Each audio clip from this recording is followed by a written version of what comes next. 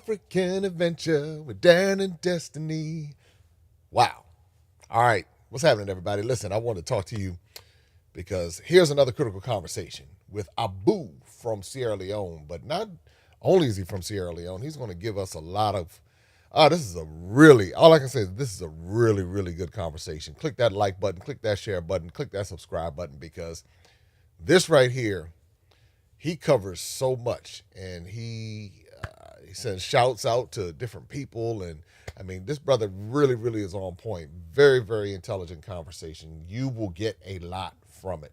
You want to make sure you watch every minute of it, because it is really special just to hear perspective and just to listen and to kind of understand some of the story and some of the dynamics. So that's the deal. All right, here's Abu from Sierra Leone. So this is really good timing. Yeah, I'm about to start featuring. I have so much content, and I'm about to do a major feature on Sierra Leone because. When are you going to Sierra Leone? I'm looking to try to get there, and next time I go, I'm going to be in. I got a whirlwind happening. I'm going to Ghana, I'm going to Tanzania, going to Nigeria, going to Kenya, going to South Africa, going to Senegal, going to Morocco, going to Sierra Leone. What month? May. So I'm going to be in Sierra Leone in May, actually. Oh, really? Yes. Oh, okay. My wife and I are going to be there in May. Okay, all right, I'll let you know for sure.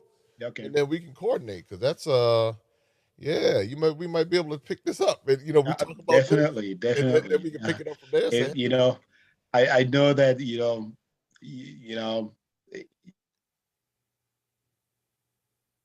you've had some videos. I don't want to say religiosity, but where you're kind of like but I definitely believe that sometimes when you plan stuff or you pray to God for something, things align. That's right. And definitely, having watched your videos I've watched a really good amount of your videos. I mean those long ones. What one those 1.5, 2 hour videos. I trust me, I watch every single minute of it. I'm like, because maybe it was just destined to be, because you're like one of the few YouTubers that I've been really, really longing to meet, like in person. Oh wow, okay. Yeah. So, but we're going to make that happen. Where are you located now? I'm in Pennsylvania. Oh, you're in Pennsylvania. What part? Central PA. We're about an hour away from Baltimore, 2 hours away from DC. Is that Quakertown? Is that Quakertown? No, it's like the York, Harrisburg, Lancaster area. Oh, no, Quakertown is a little bit further east. Okay, got it. We are like York, Lancaster. Oh yeah, York, Harrisburg. Oh, up by Sight and Sound. Yes. I'm very familiar. York, Peppermint Patty, all of that. Yes. Hershey. Well, Hershey's a little further up. Yeah. I'm right there. I've been up that way. We're a little bit south of Hershey. Is that 81 or 83? I missed your question. No, is that 81 or 83? 83. 83. Okay. Yeah, 83. I've been up that way and through the mountains in Pittsburgh, through the Allegheny, and yes. Yeah. Well, I actually consider the DMV my American home, because when I first came, that's where I lived. Where'd you live in the DMV? I lived in Bladensburg, then moved up to Laurel. Oh, okay. Before we moved up to PA. PG County. Okay. Yeah, PG County. Yes. That's right. Bladensburg, you were Chevrolet over that way. And then yeah, see, it's interesting how I know these little places. Yes. Like, wait a minute, what you know about York and Hershey? Yeah. So, we moved up here. My family and I moved up here when I was doing my anesthesia training. That's when we moved up here. Okay, I heard your anesthesia training, so that's what that means right there. I know. That's how you got some of that timidate. I'm not sure about that. You got some of that timidate in you with that business mind. That business. A little bit, yes.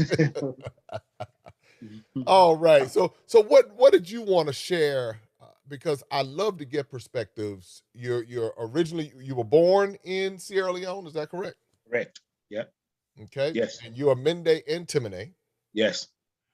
So you have the was it the Fula and the Limba? They're also there in. Yeah. The Fulas, the Limbas, the Soso, the Yalunkas, the Okay, all right. That's Madingos, those, the Locos, yeah, the Shabros, the Bulums. But those are like they're like the smaller tribes. okay. Are they more in the northern area? Is that where they're? Yes. Okay. So the northern area, like the Madingo, the Sosos, and you find out that they border Guinea, Republic of Guinea. So the same people, the Yalunkas, the Sosos, the Fulas, the Madingos, the Crows and the Timis are actually like some of the quote unquote indigenous people of Sierra Leone. I don't know if you know the Mendes actually came, the Mendes are actually an offshoot of Madingos. Oh, really? I didn't know that. Yeah, that came from Mali. And somebody told me that some of the Timine came from Mali also. When I did the DNA with the young lady, she's Timine, and she showed up as 90% Mali and then 10% Senegal, and she was like, "What? How did this happen?"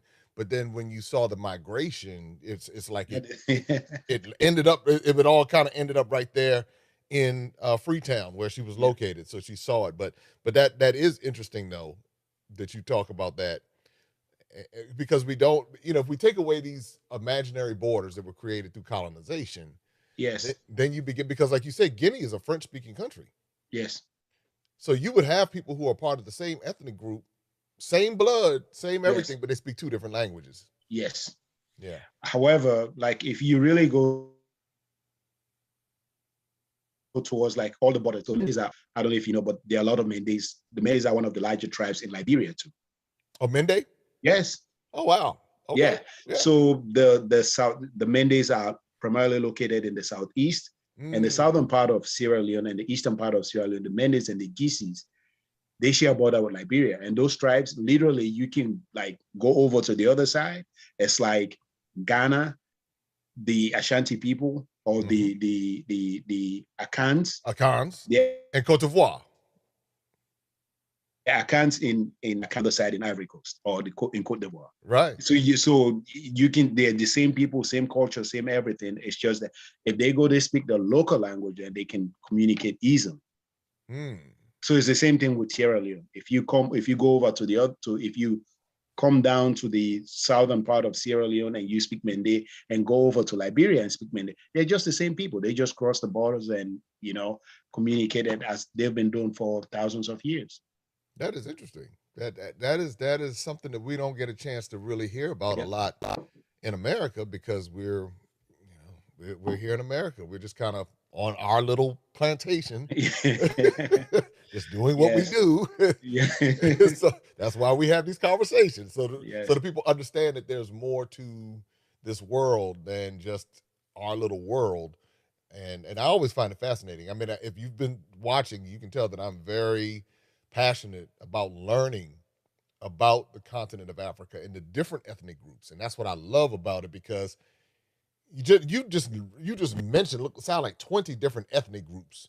When Yes. I said Timine, Mende, uh, Fula, Limba, and then you went on and you just kept going and going. I was like, well, wait a minute now. Somebody didn't tell me about everybody. Everybody's okay. Well, because we think in terms of Africa being one big group of people that all speak the same language, that all come from the same places, but on many levels, very very different and Yes. very diverse in just on so many different levels.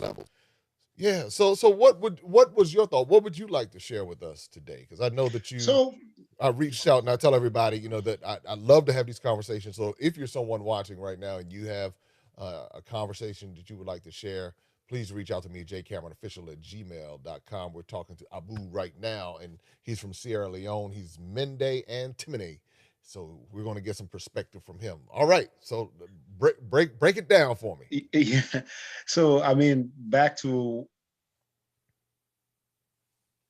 what I've said earlier, when you're one of the few YouTubers who are African American, Black, ADOS, FBA, Americans who've gone and done YouTube, done projects in Africa, and I feel like, at least this is the sense I get from watching you, that you're a little bit more, you're not concerned about the, oh, okay, oh, come over to Africa, it is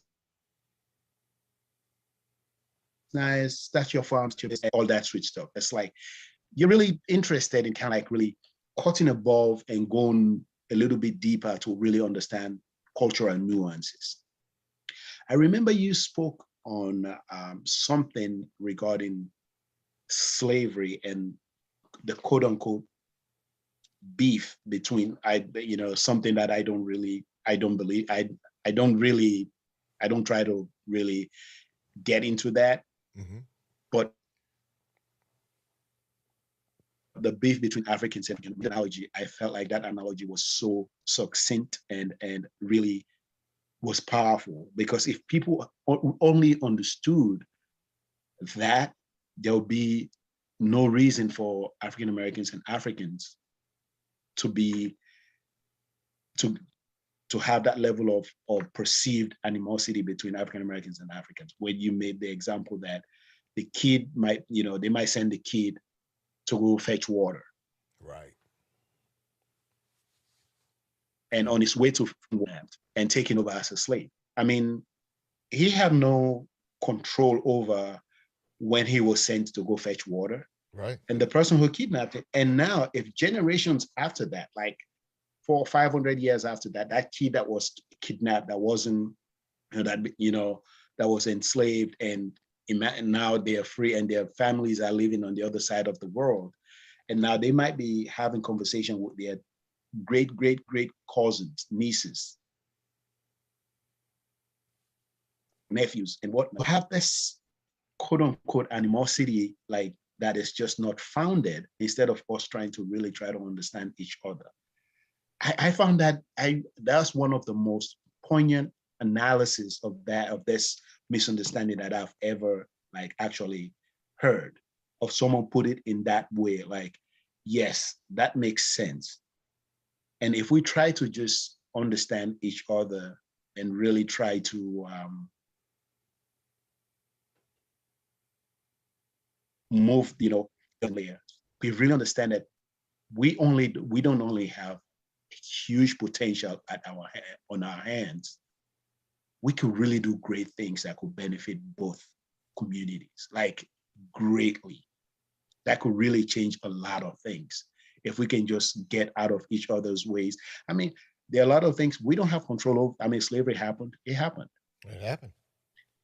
But what a lot of African Americans or foundational fail to understand is that I don't think most African Americans appreciate how pernicious colonialism was on the psyche of the average African. Okay, let's break that down. What was the psyche? How did it impact the psyche of the average African? Because through colonization, the average African was, the current educational curriculum came from that colonial era. Mm-hmm. And really dig deep down, you realize that our educational system, at least the one that I was part of, I never knew about people like Martin Luther King Jr. growing up. Really? Oh no, I did not. Oh. The civil right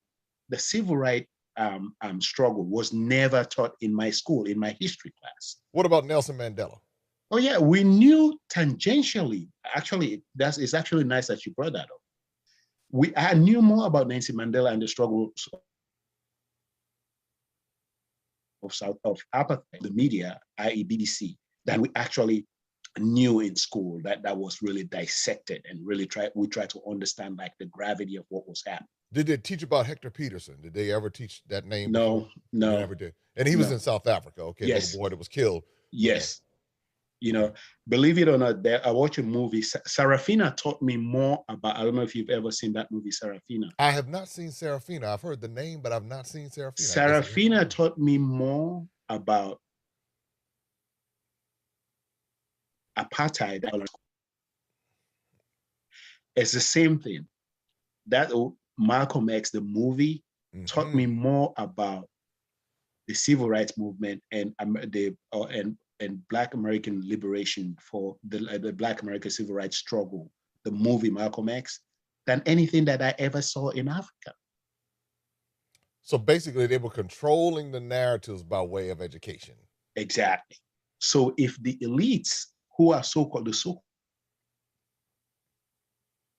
elites don't really understand what type of education that they get, and as a way of Jay, I've learned more about Africa living in America than I knew about Africa living in Africa.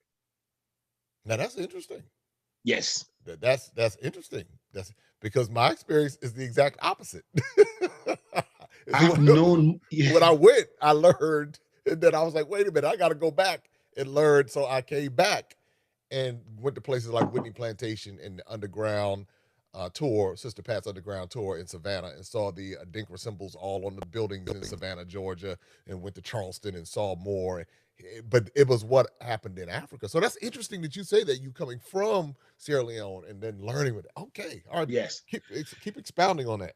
Yeah, so I'm in this sense, so learning about colonial history, like learning about, we briefly learn about the transatlantic slave trade. We briefly learn about the trans-Sahara slave trade. But now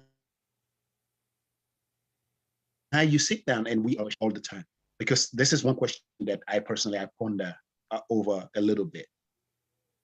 Why is Africa in the state it is? Why is it that, we always say Africa, we have all these resources, we have all these minerals, we have all those things that people are scrambling for. Right. How is it that, we're not harnessing that to make us the quote unquote Wakanda that we dream of?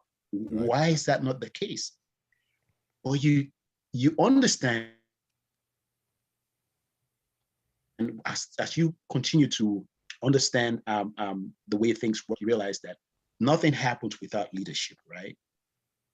Right. And if the leadership class is coming from the class that says, oh, drinking British tea and holding your finger up is what is considered civilized.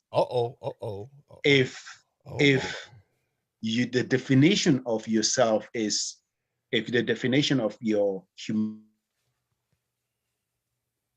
humanity is only predicated on how finer English you speak, how well of the Queen's language, how well you pronounce these things, how well you can wear a tuxedo, or how well you can wear those ugly wigs when you leave law school, you realize that the mind itself has been twisted.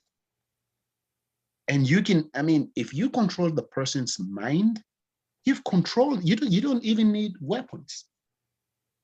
Yeah, but when you say this stuff though, I've had people, that to me, that is the struggle. I'm sorry, go ahead. No, I was saying that I've had people come for me when I talked about those wigs. When I started, I said now this has nothing to do with being Black American. This is just common sense here. This could be anybody.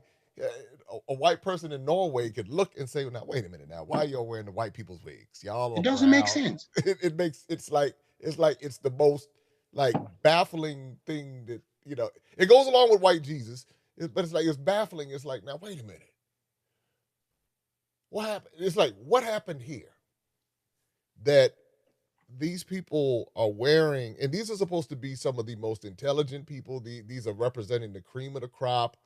And it's not that they're not intelligent, so I'm not questioning somebody's intelligence in that sense, but I am questioning their cultural identity. And then you talked about the elite class, and then you see this uppityness. It's in America. It's in America. You get the uppityness where I am now wanting to be, and if the Queen says that I'm valid, then I'm valid because the Queen of England tells me I'm valid, or the King of France, or wherever, or whoever, or whatever. Yeah, so it goes to your point to say, wow, that and I guess that's part of what colonialism did to people. Yes. And if colonialism taught us all these things, and after, so there was a huge break from colonialism, and then the colonial powers left. And we're left with people whose minds are completely warped. Right? The person who you're actually vying to be could barely stand you. Could barely stand. I mean, the reason why they felt like you have to change your name because your name is not worthy enough of being you. So for you to even be within their midst, you have to change your name so that they'll be able to pronounce your name. And when you lose that, that is the core of who you are. Something. When you call my middle name Mada, everywhere in Sierra Leone, they know exactly that means grandpa. They know that. So there's a direct connection to, and it can tell you exactly what tribe that is and what the significance of that name is. And it tells me that when I stand up, that name transcends my ancestors. It's more to me. It's just not a name that is called and I say, yes, it means my humanity. And when that is taken away from you, everything else could be taken away from you. And we can have all these highly intellectual, highly intelligent Africans. They can come to the United States, be highly educated. I mean, the problem with Africa is not a matter of intellectual aptitude. We all know that Africans can compete with the best. Yes. And be the best among, we can absolutely can do that. When the mind, the orientation is warped, there's nothing you can do with that. And until that is reoriented to know what is important, I mean, that is like one of the reasons why I really, really, really like your show. If you don't mind, do you mind, like, there are other YouTubers that I don't want to disrespect your show by calling people's names. Please. Someone like Tim Swain. Yes, that's my man. That's right. I binge on I binge on Tim Swain's work. Like, I watch that all the time because he reminds me of some of the things that you talk about. Wadi Maya. That's my I man. actually think you're naming all my folks. So you're batting 2 for 2 now. All right. Yeah. No, I really think Wadi Maya is on something. And to be honest, Wadi Maya, and there's another guy called O'Shea Duke Jackson. I don't know if you know him. I think I've heard the name. I think I've heard the name before, but for me, you guys are, O'Shea Duke Jackson is more in, he does some entertainment and he does business. He has a, show that he does. Okay. But he's also an African American who used to live, I think he's also a medical doctor that lives in Uganda now, doing some YouTube stuff. Okay. But you guys, if my dream were to ever come true, you guys are the guys that I really want to meet. What am I? Duke Jackson. I could just imagine having conversations with you guys, and I think you guys are Ghana. Really that just might happen. You come on over to Ghana. I think we could coordinate that. I really think you guys Walter and Tim. I don't know O'Shea, but I do know Walter and Tim, so I could probably finesse that.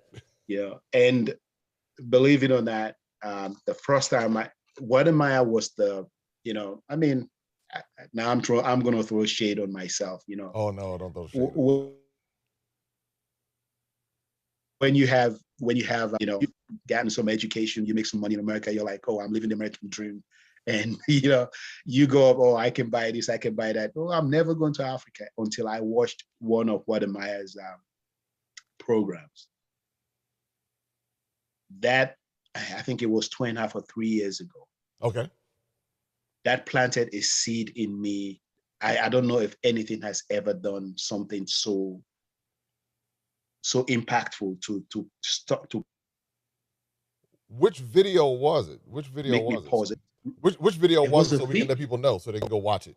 I don't know the title of the video, but the video was about African diasporans who are doing well, who are quote unquote, who've gotten their education. They have done 1 or 2 things to better themselves. And I don't know if he's the one that made the analogy, like, today, if I get sick, the hospital easily replaced with all my education and whatnot. I mean, literally, they can just pick your phone and call someone. There's someone who's going to show up in 30 minutes. It means you are replaceable. Right.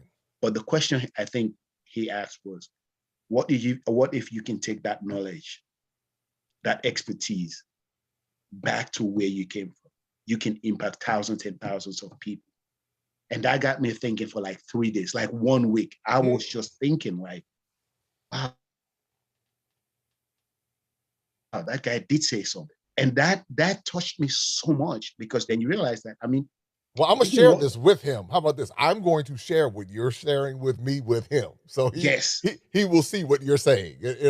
I'll edit it and I'll put it in a little package and I'll send it to him so he can just see this little clip right here. Because I know it encourages him a lot whenever he sees people from around the world, saying this, whether it be from Africa or other parts of the African diaspora.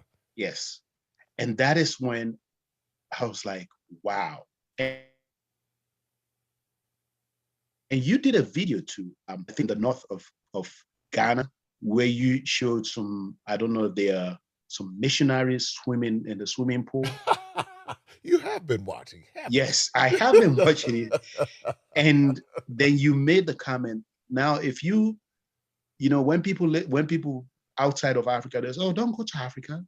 You're gonna get bitten by wild snakes, and they don't have cars. They don't. Wild snakes. Yes. Wild, wild, not the tame ones, but the wild ones. Okay. Yes, exactly.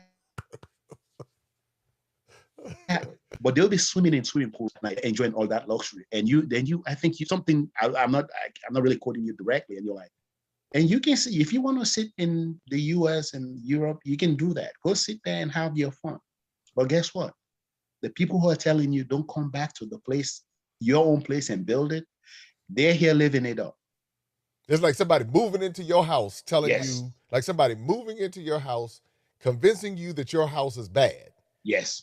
And then you go somewhere else. They move into your house, set up shop, decorate it, live it up, have you convinced that your house was bad. But if they really wanted your house and fooled you into thinking that your house was bad, and that's exactly, or what they did was they would corrupt certain parts of your house and only show you that part of the house. Yes. Let's see, look at your house.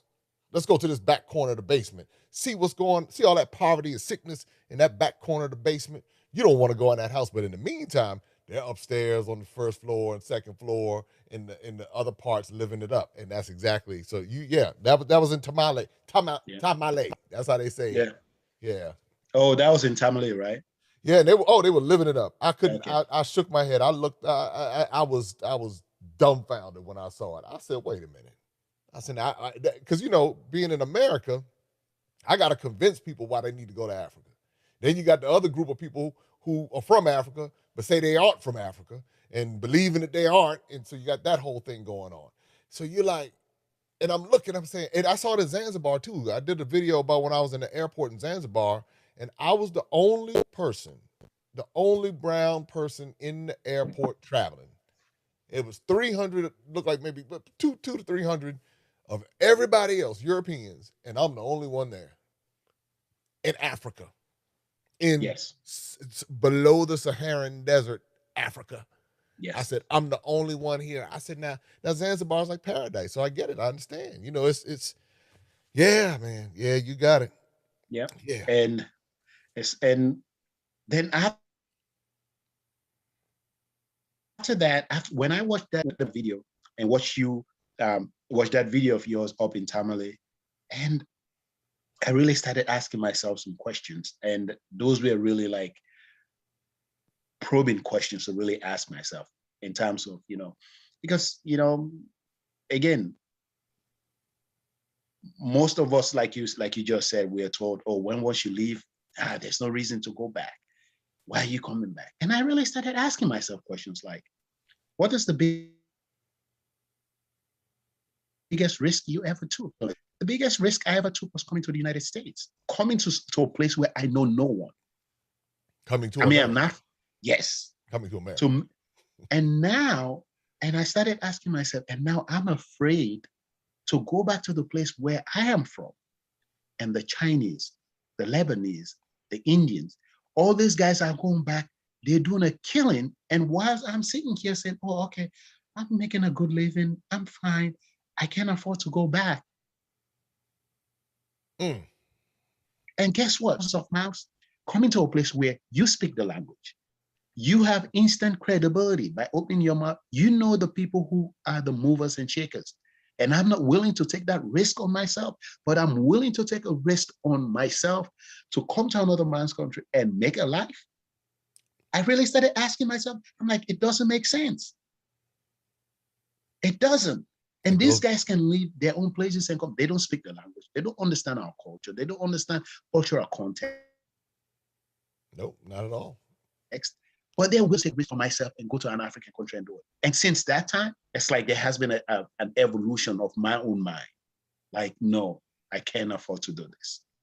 That is not something that I can afford to do, you know. And I'm really happy to tell you that, at least within the circle I'm in, lots and lots of people who are really starting to think that way now. Like, Good. you know what? What did I mean, 50 is not my biggest. I don't really listen to.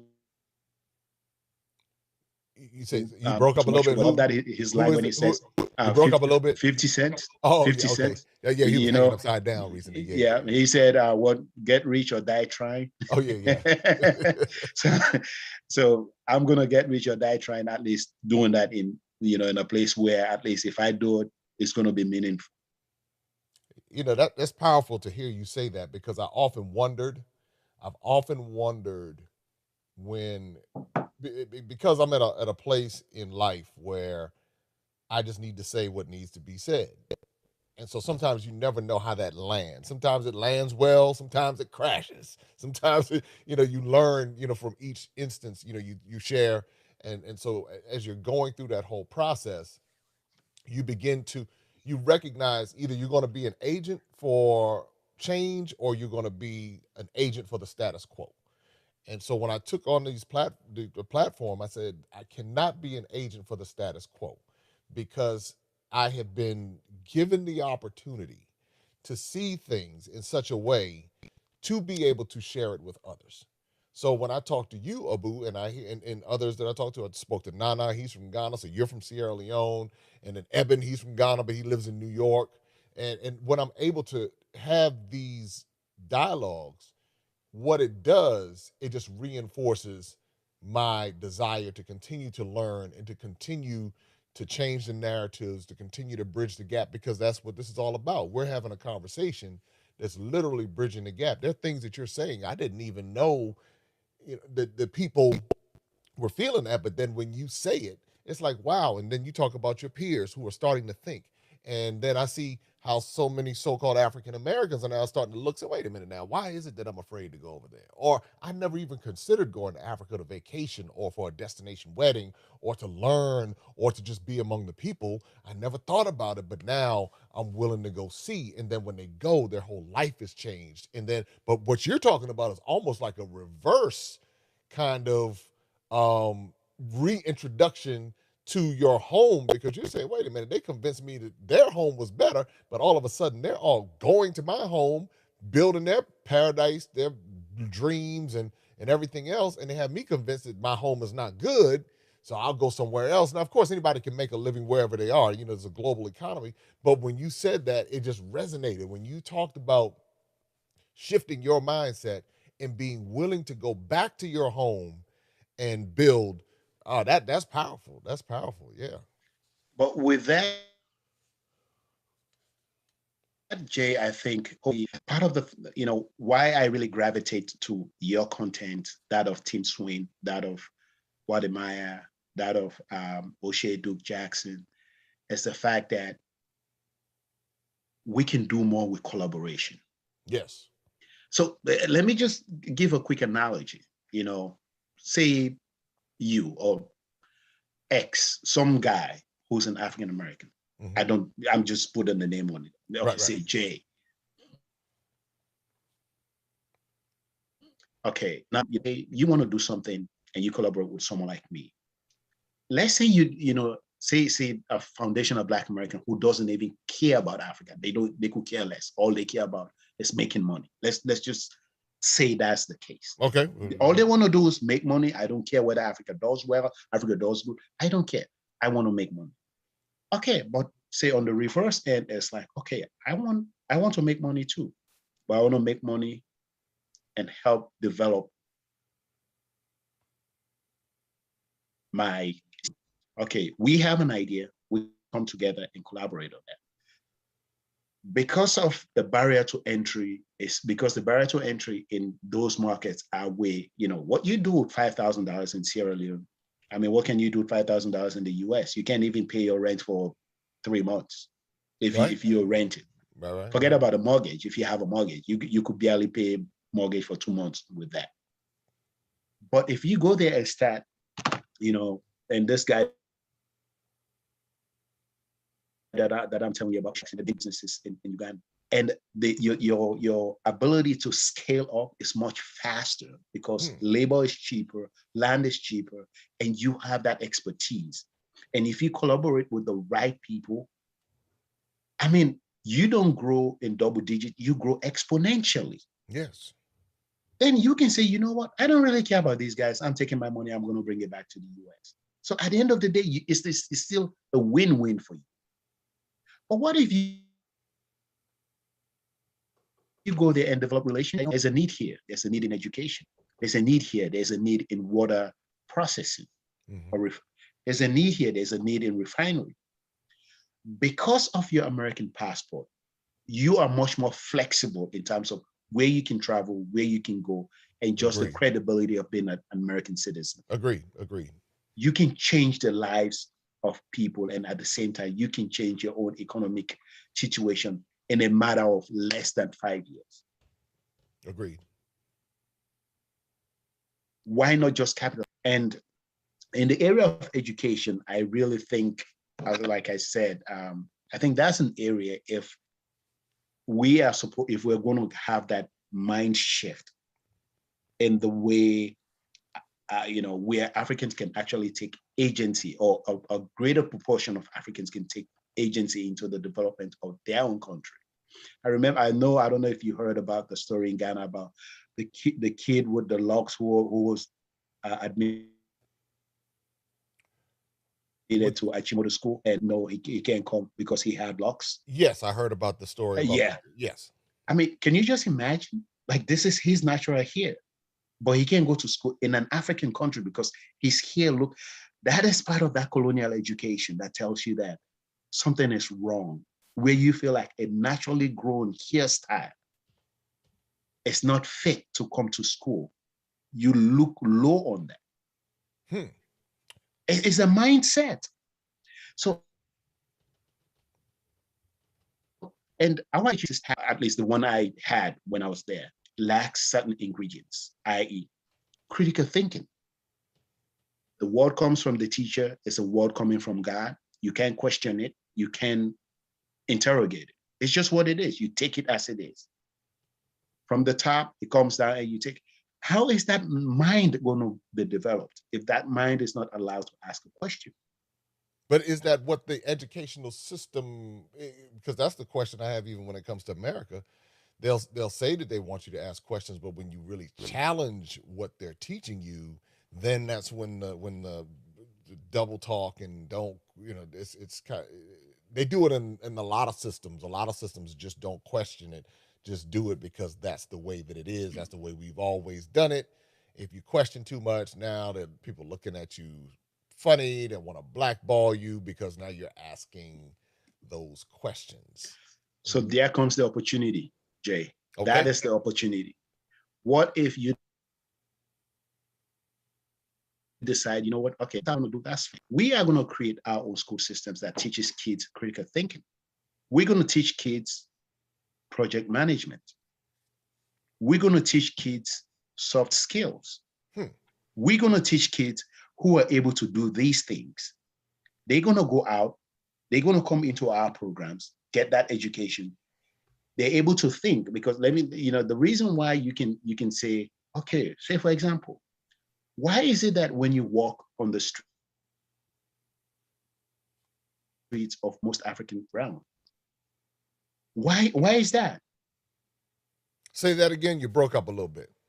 Or say, why is it that you go to a lot of African cities, African towns, African cities, you see someone will be eating something in a packet, and when they finish eating it, they just drop it on the ground? Why is that not common here? I don't think it's not common where. I don't think it's not something that is really common in the US that people. Oh, yes, it is. In the hood. Jay, I don't think you just. I agree, but it is not. That is the exception. It's not the norm. Okay, all right. But the reverse. Right. In this case, but the reverse, say in Africa, that is the norm, not the exception. Got you. Okay, so you're going to find. So that's more of the culture. You just kind of see people throwing things on the ground, the plastic, and that's why the plastic issue. Yes. But this comes back to what I was talking about, critical thinking, right? Okay. And I'm not talking about intelligence. Okay. I'm not talking about intelligence, because I really believe that we all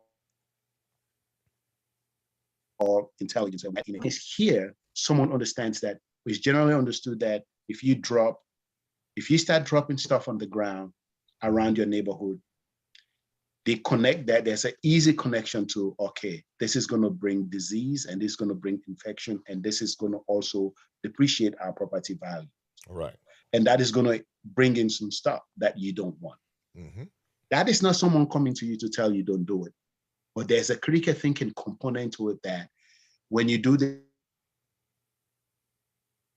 this leads to that. It's not that we choose to do that, say in Sierra Leone, but we haven't, because our educational system or our culturalization our educational system hasn't taught us to say, where these are the cause and effects of things, that when you do this, you have to think about second order, third order, and fourth order level of effects of your actions. I think that is what a critical thinking environment gives you. It forces you to think about not only the action today, but how, even if you don't like your neighbor, as you could see in the US, most people don't even know the names of their neighbors. That's very true. But we all agree that, hey, I don't want you throwing trash around here, because when you do that, the value of my house is going down. So please don't do that. That's called homeowners associations. Exactly. But even just as selfish as we are, we're able to think along that line that, okay, I may not like him, but I really want him to maintain his, so that this doesn't affect. If we think that way, and just these are part of the things that you can introduce in schools. It's not only memorizing and getting A in math. It's not only memorizing and getting an A in chemistry, but understanding how these things, these micro things play in the macro, how they play in the big role. Yes. And I really think that these are all huge potential, that there's a huge potential to do all these things. Well, there is a huge potential. I think that but the curriculums come from above. So yeah. I think one step is parents, shifting their mindset and becoming critical thinkers, and yes. then imparting that into their children. Yes, that's what I'm realizing. And even as I've toyed around with doing an online academy, and really bringing this thing home for our youth, because what a lot of times what I've experienced, a lot of parents just want us to say the same things that we've been taught, that have given us the same results that we have. And it's like, no, we got to get a little bit deeper than this, because if we want this next generation to get this information, we have to educate them and arm them with the truth. Help them to understand what the education system is, where it came from. I'll never forget when I was in Sierra Leone last year, and the president was talking about education being like, they toured this old school, and he said that he wanted Sierra Leone to be the Athens of Africa, or West Africa. So in my mind, I said, well, why, my colonial, trick started shaking and stuff. I was like, why Athens? Why Athens? Why Athens? Why can't they just be not even Sierra Leonean, because that's even colonial. But yeah. Why can't they just be Timbuktu? There you go. Why does it have to be the Athens? Yes. When he said it, I was like, Oh, here we go. But this is what we do, though. We do it in America. We went to Harvard, and yes. we to Oxford, and we go to Paris, and we go to Lisbon.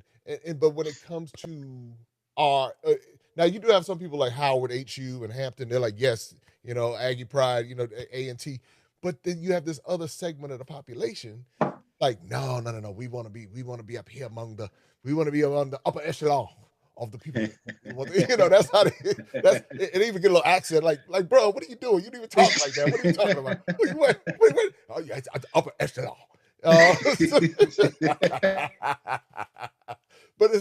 But it's those things that make you wonder. But to your point, it makes you understand the mind game that's played on all of us, not just in Yes. Africa. Yeah. I mean, here it's on the mind of anyone who's not colonial, but then it's in the mind of the colonial too, because it's like you see the indoctrination across the board to say that our way is better. And Yes. if somebody convinces you that you are not worthy and your identity should be tied to them, that's a hard thing to, like, as I'm decolonizing my mind. I mean, I'm intentional about this. If you follow my journey, I'm intentional about going places that I would have never thought to go 10 years ago. I would have never gone to Takrady or Tamale or Benin or Togo. I would have Nigeria. I'd have never gone to Nigeria. What are you talking about? Nobody who goes to Nigeria. I would have never thought about it. And then I went and my whole world changed because I Yes. saw. So it's like, I guess you talk about the education in the system. It's like we have to take this thing by the horns and have Yes. these types of intelligent, Yes. critical thinking conversations, Yes. uh, and inspire others to do the same things. And so that, again, that's why this is so refreshing to hear. So, all right, yeah, all right. So you were talking about the education and the importance. Yes, because I mean, every society, right? I mean, let's face it, it is. I mean, even in the United States, right? Let's face you go if you. Why is it that the vast majority of the presidents, at least in recent memory, of the United States, went to Ivy League schools? That's part of the system. Exactly. There's a Even reason the black one, even the black one. Exactly. Right. Exactly. So at the end of the day, you're going to have an educational system. The educational system that you create trickles down, because at the end of the day, the elites of that system are going to end up running things. And they have a warped sense of education, what education is, i.e., the Athens of Africa, right? That the statement, the Athens of Africa. Yeah. If they don't understand, if they didn't really sit down and understand, what does that statement mean? Yeah. It means the best only comes from Athens. Right. And you are only aspiring to be Athens. Instead of saying, no, we have thousands and thousands of years of culture. I mean, you can go to Timbuktu. That's right. You can go to Sierra Leone. The Gao, the empires in Africa that have been renowned for doing great things. The Benin Empire. Yes. There's Sokoto Caliphate. You go all there. Exactly. The Zulu Kingdom. Yes. The Songhai. Exactly, Songhai Empire. Yeah. I mean, but we still have to think that is less than. Except we have to compare. Oh, I'm a Rhodes Scholar from whatever university. Right.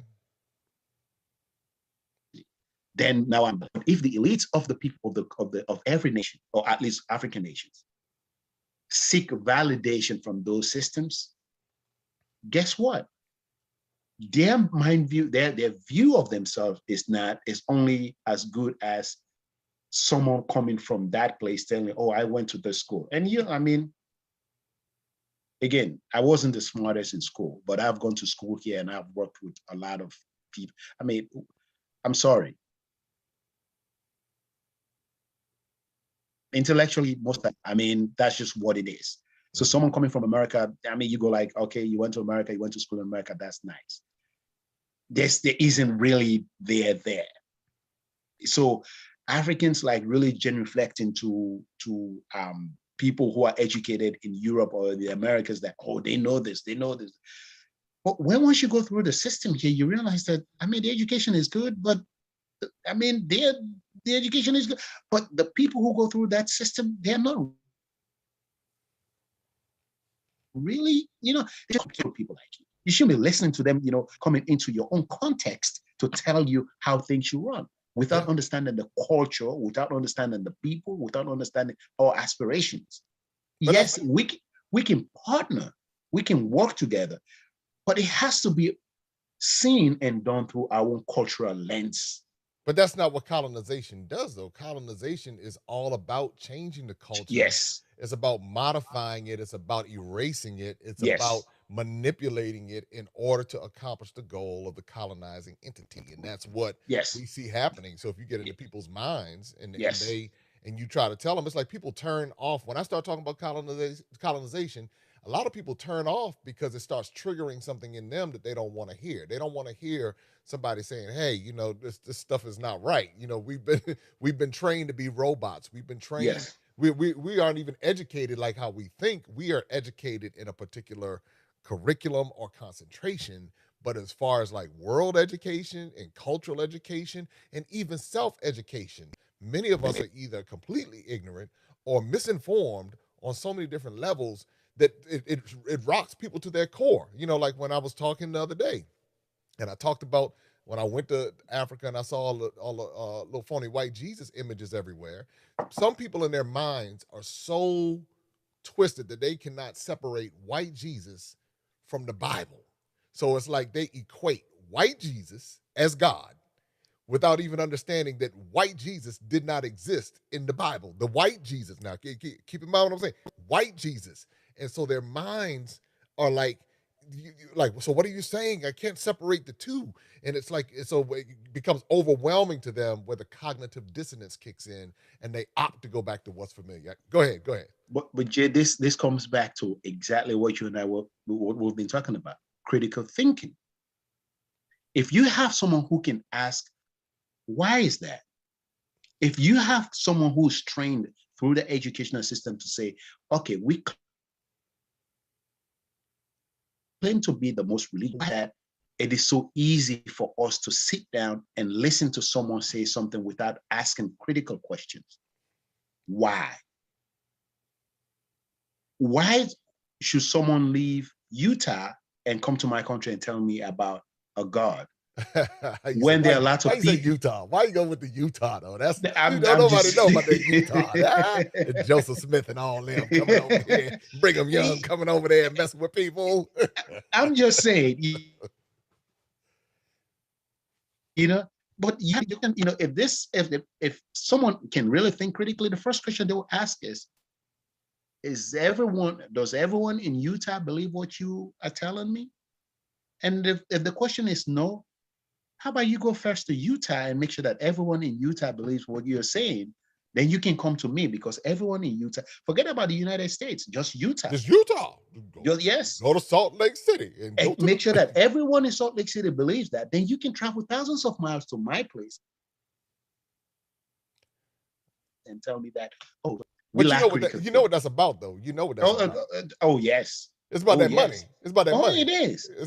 They set up shop, and I think the Mormons are like some of the wealthiest. They're not as wealthy as the Catholics, but they're very, very wealthy, and they're very shrewd.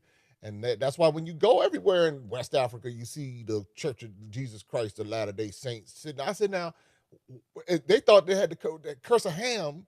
Why are y'all in West Africa of all places? What these accursed people? Why, in your mind, and in their minds, why are you here? What do you want to do here? What is it? And it's the resources. It's the resources. Well, again, if we are educated, if our leaders are educated to ask critical questions, you see how you can just walk that back and ask yourself critical questions like, why? Yeah. Why? But that's not the system, because then if we go deeper into the system. The colonial entities never left. They left in face, but they just replaced the face with these brown figureheads who think the way they want them to think.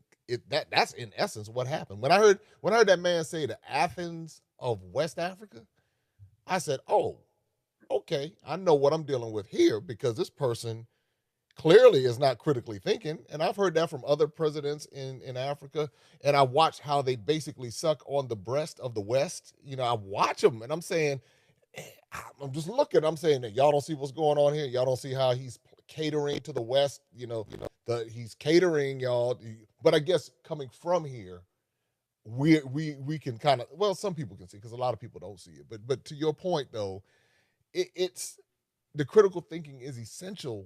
But then if the leaders don't critically think by design, because if the colonizing entity, you got to keep a system in place. Yes. And we have been trained to look up to our pastors. And I'm not saying don't look up to the pastors. I'm just saying we've been trained to look up to pastors and politicians and any figurehead that is supposed to be an authority figure. And we have been trained doctrinally, even through the scriptures, not to, this is the manipulation, not to question the authority, because if we question the authority, somehow we're questioning God. So Yes. all of these things are intertwined. The religion, Yeah. coupled with the politics, coupled with the economics, coupled, Yes. all of this stuff blends together.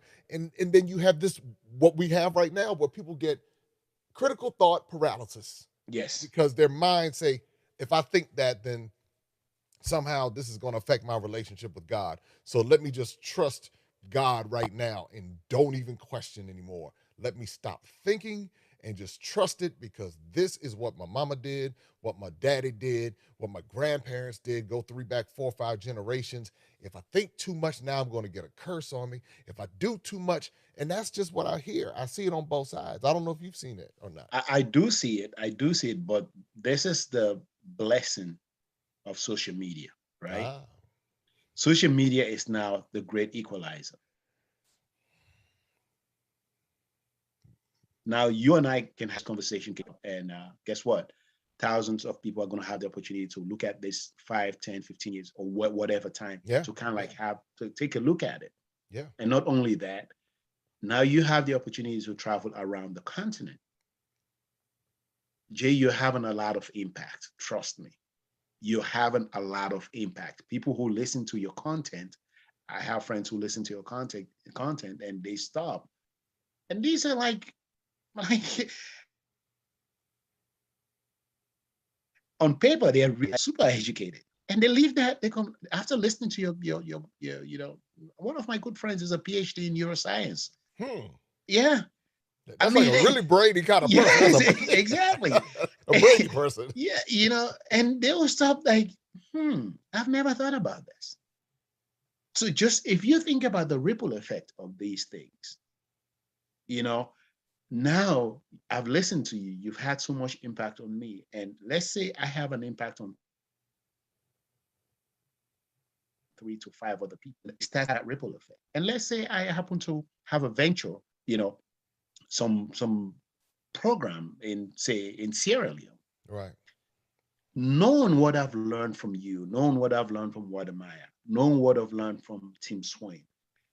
Now my project is not only going to be about, oh, okay, I'm going to go there to make money or just make that money. Now I'm socially extremely conscious about what my money does. I'm not only cognizant of what I have a social mission to make sure that when I employ people, and I will talk about, timeliness and being on time and being professional and all that. Yeah, right. I That's remember, a whole different kind of you conversation. talked about, you and Tim Swain had that chat, and I was like, man, that is it. You go, but anyhow, but I take it now that, if I'm hiring someone, I'm not only giving them money so that at the end of the week, but I'm going to have an expectation of them to behave in a certain way. Not only to be, but I'm going to impart knowledge onto them as to, yes, America may be great. Don't get me wrong. It's fantastic. I mean, I joined the military, right? Okay. It has to be, what's the thing? If you really love something, you have to be willing to give your life for it. So You must really, really love it. exactly, that's my point. So I'm the still trying point to I'm get there. I'm saying, trying to get there. I'm trying to get there still. yeah, so, exactly, right. So the point here is that those people that I'm going to have that, I'm not only going to have an impact on them in the sense that, oh, come do some work, get money. Now I'm going to have to develop their minds. I'm going to have to develop their thinking. I'm going to not only do that, but I'm going to challenge them to open their own businesses and have certain values and know that you're not only opening a business to make money, but you're opening a business to actually own a community because your actions matter. Yeah. Let's assume that we have, and say we go to form of a diaspora organization. The diaspora organization is going to be, we're going to have certain values, and not only we're going to come here and make money and do this and do that, but what impact are we going to have on our own community, on our country, on our country folk? What does it mean? Because we're not only competing. How do we engage government? What projects do we engage in? How's that going to reflect on us as a community? We know that because we've had the opportunity to listen to something Tim Swain has to say, what Maya has had, so we can incorporate those things and make sure that now we have a dog in this fight. And the fight is not only, the dog is not only making profit, but actually creating some systemic change. Yeah. And that is exactly what the goal is. When I've talked to Tim, we've spent hours talking and just sitting down and just talking about different things. And that is the goal. And the interactions that I've had with Wodemai, I mean, again, the same type of vibe and the same type of energy to be able to impart and help people, within our sphere of influence, and having these types of conversations. That's why when we started, I mean, that's why I put it out there to everyone. I say, hey, you know what? Let's have a conversation. And you reached out to me, and I said, hey, come on, let's sit down and talk, because sometimes what happens in the YouTube space, we always look to get the home run interview, because we're looking to get, oh, if I get the home run interview, man, this my channel's gonna blow up and all of that. And what I've discovered, some of the richest content that I have had, I go back through all of my interviews, some of the richest content that I've had is with people who might not have a YouTube channel, who would be considered regular people, but they have knowledge, insight, wisdom, and a humility. Everyone has a humility that speaks to maturity. And that's what makes these conversations so powerful. I mean, you sharing your perspective and the things that you've seen, and that's a perspective that there's no ego. Let me say, that somebody else might not have, but there's no ego here. There's no, okay, what do I get out of this? It's like, hey, man, I'm just glad to be able to talk to you and have a conversation. And it's like, all right, well, let's have this conversation. And then what that does is, I believe that has just as much of a powerful influence than landing the biggest interview with one of the biggest politicians in the world, because people can hear and they can relate to what you're saying, and it's something that is not so up here in the stratosphere where people are not even able to connect. And so that's what you have brought. You have literally brought the up here that people need to be able to hear the critical thinking, where people don't even, sometimes people don't think the critical thing. They're too busy. They're trying to survive. Mm-hmm. And they're like, well, I'm just, right now, I'm critically thinking how I'm going to go get some food for the day. Yes. And all the other deep stuff, I'll just have to get to it when my brain has a chance to get to it. But when you package it like this, and somebody can just sit back and listen, put their ear pods in, they can put it in their cars for those who have those type of cars. They can, walk around and turn it on or wherever. And they can say, wow, I never thought about it like that. I can do something different. I have power. I'm not powerless. Even though the systems might be crazy, I still have power within my own choices. I have power to do different things with how I educate and inform and empower people around me. So Abu, man, this is powerful, man. It really is. Thank you. Thank you. Yeah. Yeah. Yeah. I really think. But one of the things that I'm really hoping for I'm hoping and praying that African Americans and Africans can collaborate more. I really hope we can see the benefit in harnessing that that power. It's just I sit back and I'm like, how can people? It I'm flabbergasted that people don't understand that. I mean, just think about it. Like, let, let, let's be honest, right? Global pop culture. What is the America exports? You know, one of America's biggest export is American culture, right? If not the biggest. It's if not the biggest. If not the biggest.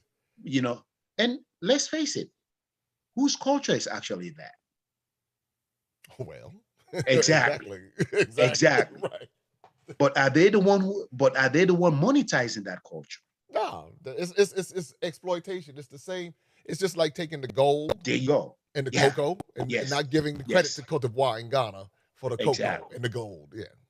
So think about, you know, but the thing is, when I remember, one of my friends in the army we just like chit chatted, and I'm like, do you know who the most you know famous, most loved, most admired person Americans are? It's like, and then he started rattling names. I was like, no, it's the average African American. If you walk outside of the confines of these borders, go to Europe, go to Africa, go to, why do you think everyone wants to speak? Man, what's up, man? What, why do you think everyone wants to do that? Hmm. That's actually African American culture, but it just hasn't been harnessed enough to the point that people understand the power of it to be able And, to monetize it. and that's a whole level. That's a whole conversation because even many of the musicians in America, I go back to many. I go back to Prince. I go back to Michael Jackson, and as their careers began to reach a climax, or even after it climaxed, you would begin to hear them call out their record labels and have lawsuits against their record labels because the record labels basically it's a two-edged sword because if Prince didn't have Warner Brothers, he wouldn't have been Prince.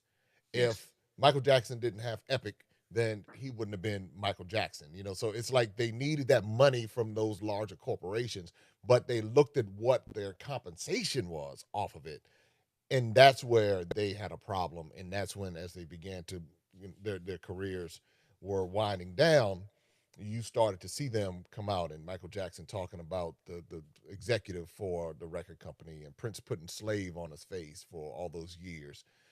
And so what happens is if someone is not knowledgeable, they might have a talent, but if somebody does not understand the value of the talent, it's even football players and even all of that, that's how they get taken advantage of. It's kind of like, I'll give you a good example. This is a really good example, just on a personal level. Like I have my children's book series, Adventures of Darren and Destiny. So I have these children's books. Now I wrote the books, I created the books. I also wrote the jingle. So I own the copyright to the jingle, the copyright to the books. I own I own the copyright to all of my brand, my apparel line, all of that stuff, because I understood from watching the exploitations. It's like, well, I know what I have. So it's just a matter of time, as I build up my travel business and all of that, I can put more money into this, into that. I watch how they do it. But if you don't know that, and if you're a creative without a business mind, then you will just be a creative who's set up to be exploited. So should somebody come to me at some point, and even if they don't ever have to come to me because I'll figure out a way to do it on my own. I'll generate the resources. But if they come to me, then I have the leverage to be able to say, this is my price. And you can make money off of me, but you're not going to exploit me. Now that comes from years of watching these stories. And so that's a lesson right there for someone to say, if you have something, have a business mind to go along with it. Go ahead. Now that is exactly what I'm trying. That was exactly the point that I was trying to make. A lot of African Americans have that knowledge, that not only the book knowledge, but the ability to understand that the creative, the understanding that the rights to creative material.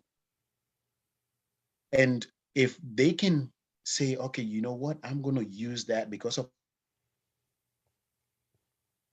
my knowledge of how of owning intellectual property.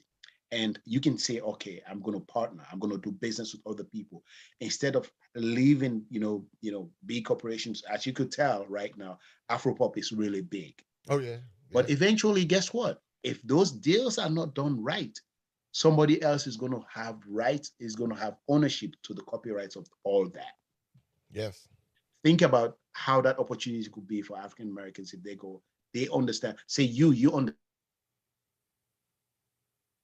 understand that space, and you start collaborating with artists, and you're able to say, you know what, instead of me taking 98% and you only get 2%, let's do 50-50. I can get some, you can get some, you set for the rest of your life. But Right. because I have to do the contracts, I have to do this, I have to do the lawyers, have to do all that, I also need this. Now, not only that, it the business is actually owned by two melanated people. Right.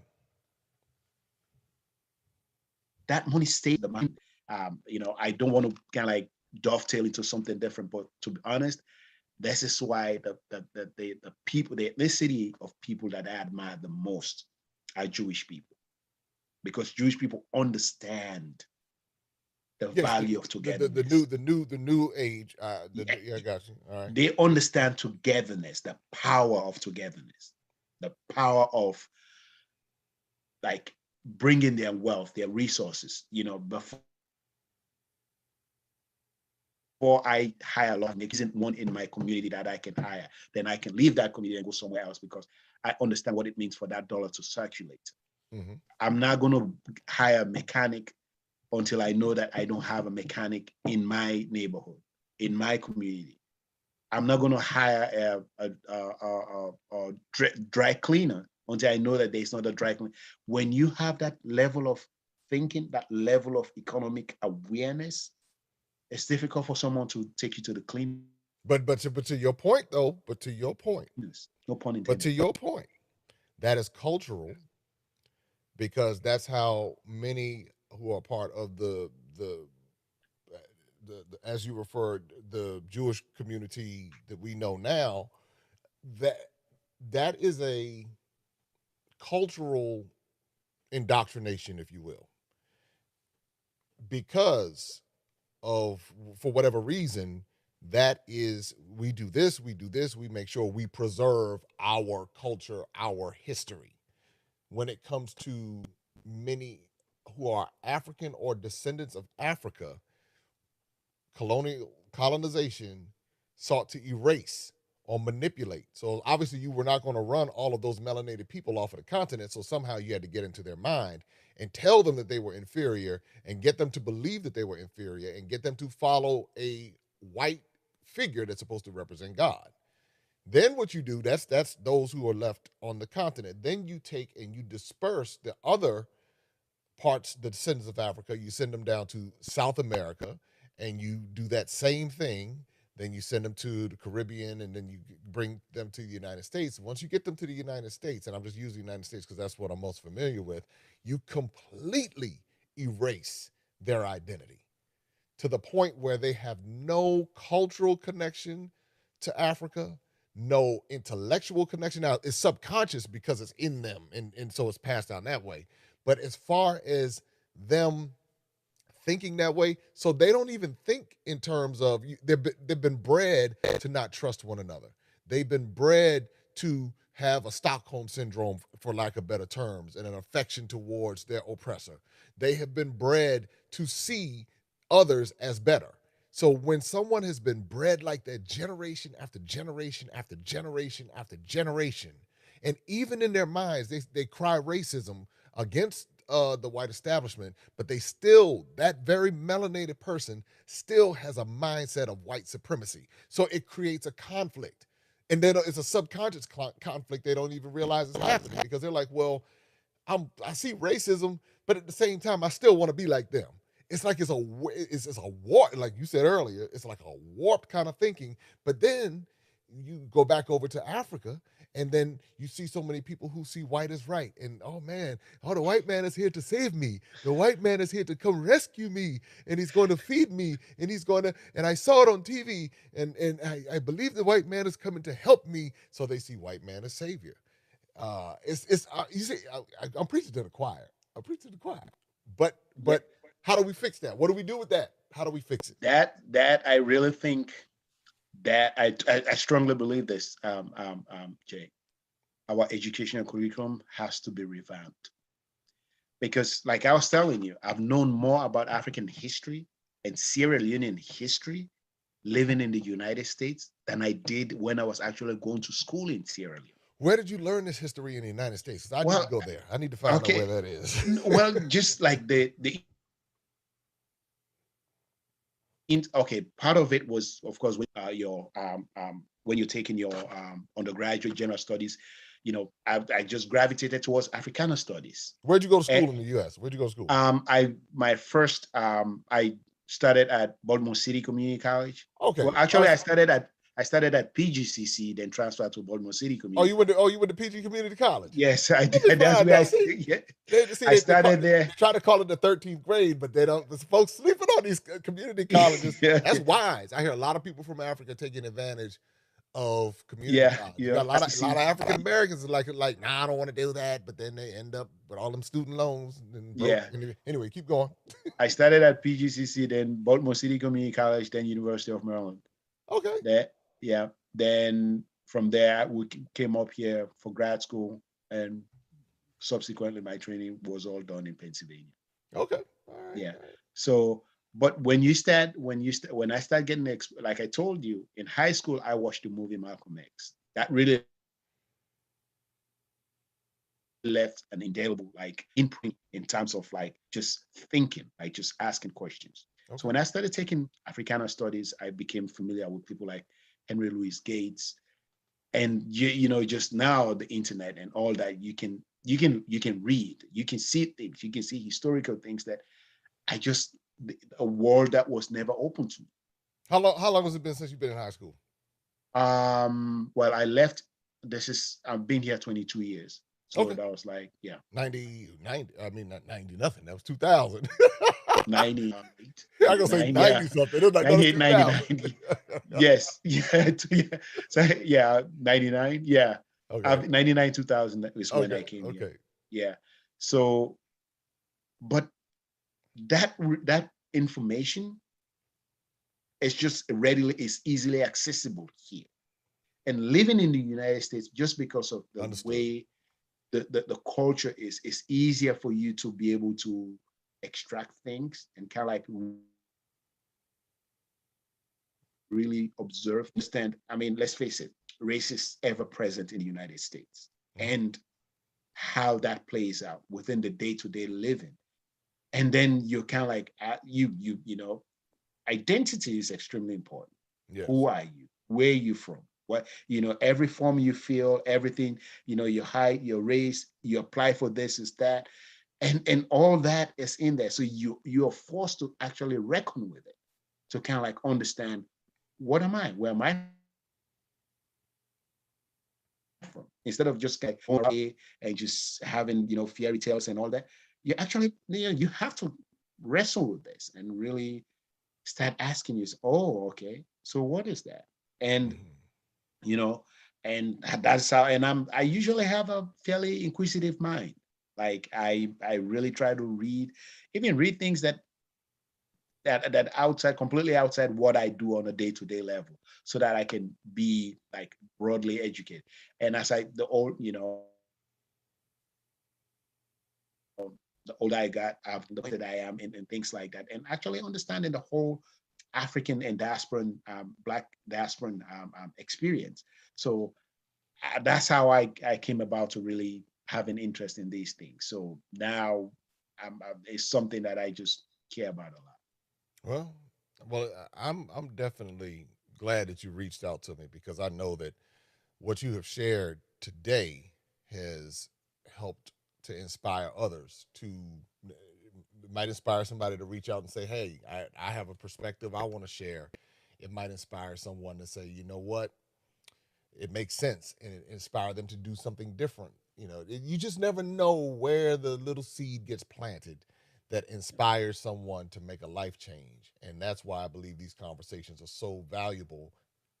I also believe that by doing this, it gives us a collective voice in bridging the gap. It's not just one person bridging the gap, it's us collectively bridging the gap. So any final words, Abu, before we wrap up? Anything that you want to share Yeah, with everybody? yeah, sure. Jay, again, you're really doing a great work. This is really, it's funny. You inspired me to actually, I want to go to Mount Kilimanjaro. I actually want to, and I'm planning to hike. I'm planning to scale that mountain in October or November, September, October, somewhere in between that. I'm Had to come planning, back and talk and about that one. I will share the picture with you that I'm actually planning on doing that, like, because of, like, of the way you kind of go about. But anyhow, I really want to thank you. I really want to thank you, because one of the things that we really have to work on as Africans, African Americans, Black people, like, we can do more together. I mean, we have our differences. Yes. The Mendes and the Timneys are different people, but at the end of the day, we all occupy one space. Right. I mean, I'm just happy that you're doing well. I don't care, what I care, but just knowing that, you're doing good work. And I hope everyone, irrespective of what our tribes are, our nationalities are, when we see each other, we can wish good on each other. That I'm happy to see Jay Cameron doing well. I'm really thrilled about what you do. What you're doing is extremely impactful. When people start to really listen, they're going to know that you're doing a really great job. And finally, I really, really would like to, I'm working on some projects. Not only me, I'm working on a project with some of my colleagues that, just hear us, like, put that to the table and see if that is something that makes sense to you. Okay. Then you can, if not, I would love maybe, to hear I would you know, always love to hear you know, exactly what's and going on. and you can make your mind up as to. But we've been working on some, fair amount of projects, but there's something that is along the line of this, and hopefully you can give us an audience. And I mean, I know that you live in the DMV area. We can easily drive any location that you choose. Oh, We okay. can we Oh, can is that, yeah, is that type of situation? Oh, yeah, okay. yeah, yeah, because it might make some sense for us to actually sit down and, like, seeing something on paper. Maybe it might make a little bit of sense. I don't Okay. know. Okay. But if you get to that point where you feel like it will be worth your while, will really, if maybe you might, if you're actually maybe interested, can see the concept and see the idea and say, you know what, let me see if I can put you in touch with X, Y, and Z and see how. But the project has already started and we're working on it. But we just, We'll put some more eyeballs on it, some more perspective on it. yes, I got it. yes, I got it. you know, And you know. and I don't have a problem doing that because you reached out to me and I can tell that you have critical thought Oh, in your thank you. life. I can tell Yeah. that you're serious and you're a Okay. student of life and you're a student, you listen and you're teachable, you're coachable. All of those things play a big part in anything that I do because and I'm a student, I'm coachable. So those are character traits that I look for. Just as far as when someone is presenting something or offering something, I listen for those traits. So yeah, we can definitely discuss that offline. And Okay. when we discuss that offline, we can come together and see um, a good time that works for everyone and take it from there. So yeah. Okay. Well, Thank you so everybody, much. go ahead, go ahead. I thank you so much. I appreciate it. Have a good evening. All right, I'm talking to Abu Mada, right? How do I say your last name? It's See, oh, I messed so it up. Oh boy, here we go.